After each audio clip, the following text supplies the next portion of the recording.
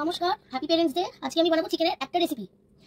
তাই জন্য আমি চিকেন নিয়ে নিয়েছি, কেটে দিয়েছি আর এর মধ্যে ভিনেগার দিয়েছি। আচ্ছা, এতে আর কি কি লাগবে তোমার বলো? ধনেপাতা লাগবে, আদা, পেঁয়াজ, আচ্ছা, রসুন, আচ্ছা, একটা কাঁচা লঙ্কা, আচ্ছা, গোলমরিচ দেবো কি কিছু? গোলমরিচ লাস্টে যখন দেওয়া হবে। আচ্ছা, ঠিক আছে, ঠিক আছে। তো তুমি এটাতে ভিনেগার দিয়ে রেখেছো, ঠিক আছে। বাকিটা কি আমায় পেস্ট করতে হবে, তাই তো? আচ্ছা, আমি পেস্টটা করে আনছি। আচ্ছা, এটা কি তাহলে তুমি? এটা ময়দা। ময়দাটা 1 চামচ ময়দা একটু মাখিয়ে নেবে। আচ্ছা, মাখাও মাখাও, ভালোভাবে মাখাও। এটা কি রেসিপিটার নাম তো বলছো না এখন? চিকেন কাবাব হবে এটা। আমি জাস্ট একটা নিজে ভেবেছি, একবার চেষ্টা করে দেখছি আমি। আচ্ছা, দেখো কেমন হয়। আমি নিজেটা ভেবেছি। আচ্ছা, ভালোভাবে মাখাও যাতে প্রত্যেকটা গায়ে প্রপারলি লাগে। হ্যাঁ, হাতা সরানো দেখতে পাবো না, কেউ দেখতে পাবে না তুমি। ভালোভাবে মাখাও।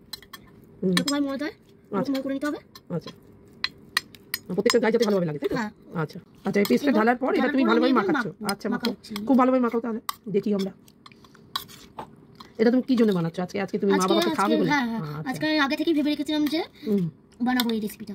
আচ্ছা, আগে থেকেই আমি ভেবেছিলাম এটা বানাবো আমি। আচ্ছা, ভালোভাবে মেশাও, দেখি আমরাও শিখবো তাহলে। আচ্ছা, ভালোভাবে মাখিয়ে নিতে হবে। মাখাও।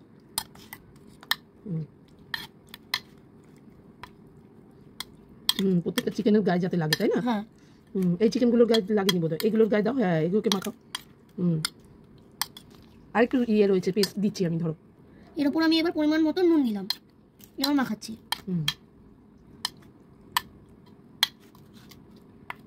বাহ, দেখতে তো ভালোই হয়েছে। এবার এটা মাখিয়ে কি করবো? রেখে দেবো তো রেস্টে? আচ্ছা, কতক্ষণ থাকবে এটা মোটামুটি?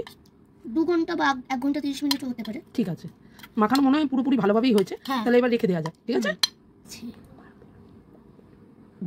এই যে 2 ঘন্টার পর চিকেনটা এরকম দেখতে লাগছে এখন। এবার কি করব? এবার এটাকে ভাজবো আমরা কড়াইতে, তাই তো? কি দেবো? বাটার দিতে হবে, দিয়ে এটা চাপিয়ে দেবো। আচ্ছা, ঠিক আছে। এই যে বাটারের মধ্যে এটা দিয়ে দেওয়া হয়েছে, তাই তো? ঠিক আছে, এটা এখন হোক, তারপর দেখি ফাইনাল লুকে কেমন লাগে। এই যে যেটা দেখতে পাচ্ছেন, এটা মানে হচ্ছে ভেজে তারপর নিচে রাখা হয়েছে। এরপর আমরা এটাকে পরিবেশন করব ধনেপাতা, পেঁয়াজ এবং সস দিয়ে।